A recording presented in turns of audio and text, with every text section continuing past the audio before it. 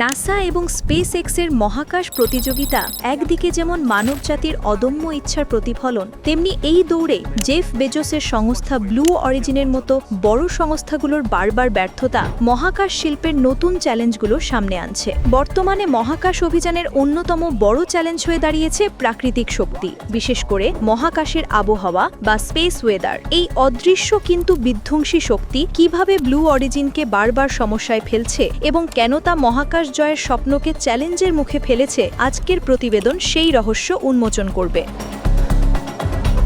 Blue অরিজিনের শক্তিশালী new Glenn rocket উৎক্ষেপণে সম্প্রতি বারবার বিলম্ব হওয়ায় সমগ্র মহাকাশ শিল্পে উদ্বেগ সৃষ্টি হয়েছে। এই বিলম্ব শুধু তাদের অভ্যন্তরীণ কারিগরি বা উৎপাদনজনিত সমস্যা নয়, বরং এর পেছনে রয়েছে সূর্যের কাছ থেকে আসা এক বিশাল হুমকি। নভেম্বরের শুরুতে রকেটটি যখন নাসার গুরুত্বপূর্ণ ESCA-PEDE প্রোব বহন করে মঙ্গল গ্রহের আবহাওয়া উপগ্রহ উৎক্ষেপণের জন্য প্রস্তুত হচ্ছিল, তখন সূর্যের উচ্চ চার্জযুক্ত কণা বা জিওম্যাগনেটিক স্টর্মের কারণে বারবার তা স্থগিত করতে হয়েছে।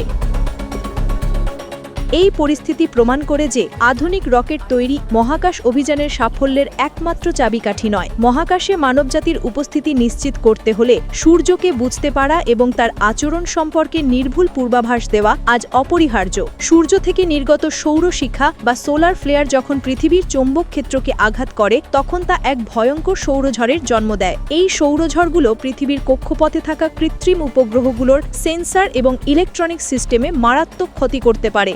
এছাড়াও পৃথিবীতে GPS এবং রেডিও যোগাযোগ ব্যবস্থা মুহূর্তের মধ্যে বিচ্ছিন্ন করে দিতে পারে। এমনকি রকেটের উড্ডয়নের সময় এই চার্জযুক্ত কণাগুলো উৎক্ষেপণ পথকে বিপজ্জনক করে তোলে এবং ভেতরের সংবেদনশীল সরঞ্জাম নষ্ট করে দিতে পারে। এই কারণেই উৎক্ষেপণের আগে পৃথিবীর বায়ুমণ্ডল এবং মহাকাশের পরিস্থিতি অত্যন্ত সতর্কতার সাথে পর্যবেক্ষণ করা এখন বাধ্যতামূলক।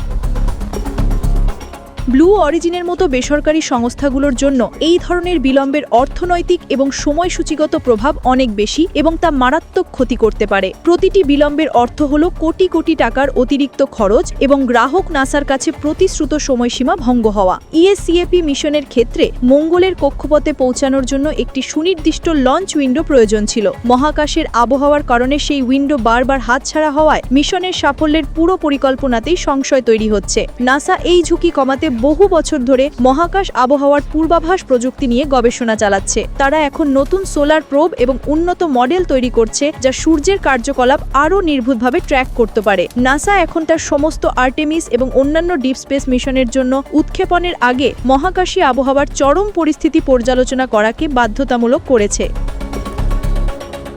অন্যদিকে স্পেস এক্স তাদের স্টারশিপ রকেটের জন্য এমন ইলেকট্রনিক সিস্টেম তৈরি করছে যা শক্তিশালী সৌরঝড়ের প্রভাব সহ্য করতে পারে। ইলন মাস্কের নতুন গিগ্যাবে কারখানা থেকে যে বিপুল সংখ্যক স্টারশিপ তৈরি হবে, তাদের স্থায়িত্ব নিশ্চিত করতে হবে এই প্রাকৃতিক শক্তির বিরুদ্ধে। ব্লু অরিজিনের এই চ্যালেঞ্জটি কেবল একটি একক কোম্পানির সমস্যা নয়, এটি মহাকাশ শিল্পের বৃহত্তর সমস্যাকে সামনে এনেছে। এটি প্রমাণ করে যে মানবজাতি মহাকাশে যত গভীরেই যেতে চাইবে, প্রকৃতির শক্তি ততটাই অপ্রতিরোধ্য চ্যালেঞ্জ হিসেবে সামনে আসবে। ভবিষ্যতে মহাকাশ জয়ের জন্য প্রতিটি দেশের দরকার হবে কেবল শক্তিশালী রকেট নয়, এর জন্য প্রয়োজন সৌরঝড় মোকাবিলা করার জন্য একটি শক্তিশালী আন্তর্জাতিক মহাকাশ আবহাওয়া প্রতিরক্ষা ব্যবস্থা। যে সংস্থা এই প্রাকৃতিক শক্তিকে সবচেয়ে ভালোভাবে বুঝতে পারবে এবং তার বিরুদ্ধে সুরক্ষার প্রযুক্তি তৈরি করতে পারবে, তারাই মহাকাশের দৌড়ে এগিয়ে থাকবে এবং তারাই হতে পারে মঙ্গল অভিযানের সফল পথিক।